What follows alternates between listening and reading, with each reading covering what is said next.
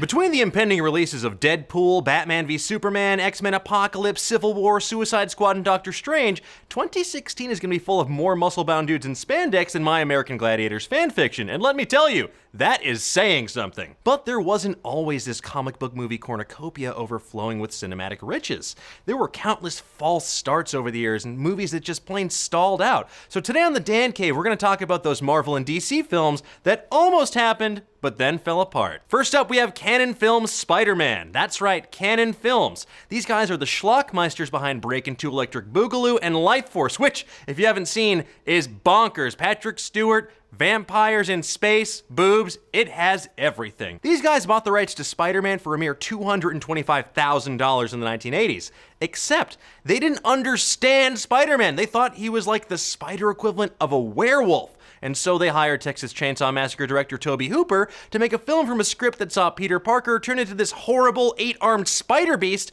who did not so righteous combat with other animal mutants in a government lab. Now, as you can imagine, Stan Lee was pissed. I invented Spider-Man. This is a man spider. But get this. They wanted Super Mario Bros. Star Bob Hoskins for Dr. Octopus and Tom Cruise as Spider-Man. Picture that. Tommy C as Spider-Man.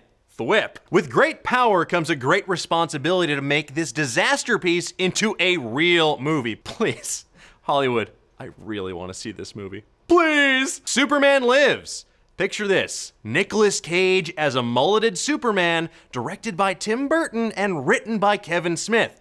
We've got Superman battling a giant spider at the demand of a studio exec. We have Chris Rock as a robot sidekick. We've got Cyborg Superman, a shoehorned adaptation of the Death of Superman storyline. And honestly, do I need to say any more? Does that sound crazy enough for you? Well, if I do, check out John Schnepp's amazing new documentary, The Death of Superman Lives, What Happened, that tells the full inside story of this truly baffling Hollywood saga. Electra. Now, I know what you guys are thinking. Sure, we saw Electra the scarlet-clad, psi-wielding killer in 2003's Daredevil, and in her god-awful 2005 solo film, but Oliver Stone wanted to bring her to the big screen back in 1992. The press notes for Natural Born Killers confirmed that Stone wanted to adapt Bill Sienkiewicz and Frank Miller's legendary storyline, Electra Assassin. This movie would have seen Electra battling the ninja clan The Hand instead of S.H.I.E.L.D. like they do in the comic, but it also would have starred a professional volleyball player slash model named Gabrielle Reese in the lead role.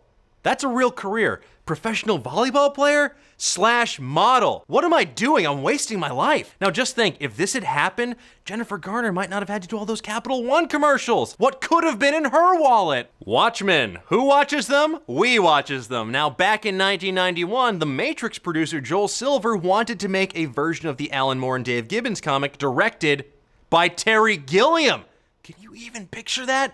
Gilliam would 100% have gone full Space Squid, and you never go full Space Squid. Ultimately, though, it fell apart because Gilliam thought the movie was unfilmable. As it turns out, it wasn't if your name is Zack Snyder. Although I will say this, he gets a big old F you for that scene of Night Owl's ship jizzing flames while Leonard Cohen's Hallelujah plays in the background. Stop using that song for sex scenes. Stop it. Fury. That's right, as in Nick Fury. Now, Samuel L. Jackson and David Hasselhoff have both made their indelible marks on the role of Nick Fury, but back in the day, George Clooney, of all people, is looking to take on the role for himself. Apparently, though, reading Garth Ennis' 2002 comic Fury really put him off. I mean, that and the presumed lack of Kevlar nipples. Green Arrow, Escape from Supermax.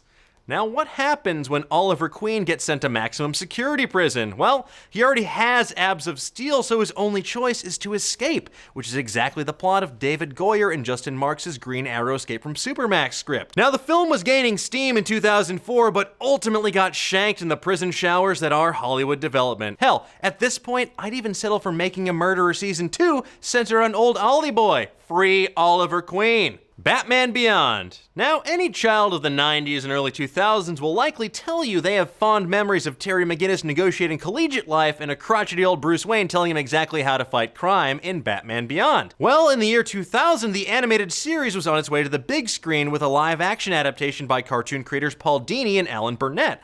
Remember, the Titans director Boaz Yakin was going to direct, and it was going to be like a mixture of the cartoon with some of the gritty style of The Dark Knight. But unfortunately, the project fell apart after the first draft. but to be fair, Jared Leto's Joker kinda looks like a member of the Joker's gang, or like, kind of like an EDM juggalo, so maybe that's as close as we're gonna get. Batman v Superman. Oh wait, what? That's right, back in 2002, Warner Brothers was gonna make a version of this movie with never-ending story director Wolfgang Peterson.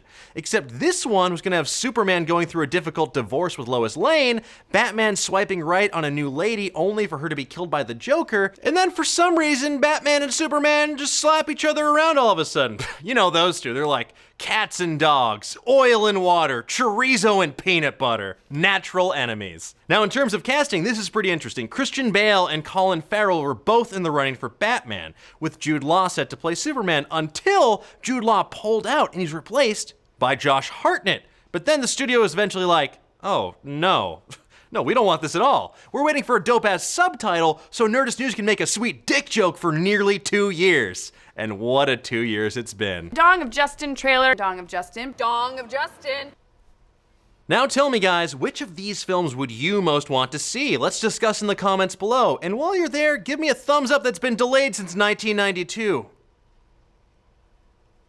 There it is. That's all for today's show. Be sure to tune in next time when we talk about the story of Natalie Dormer getting lost in the woods of Japan, where she meets an idiot savant with a box of chocolates in the forest. Gump. Until next time, keep on digging.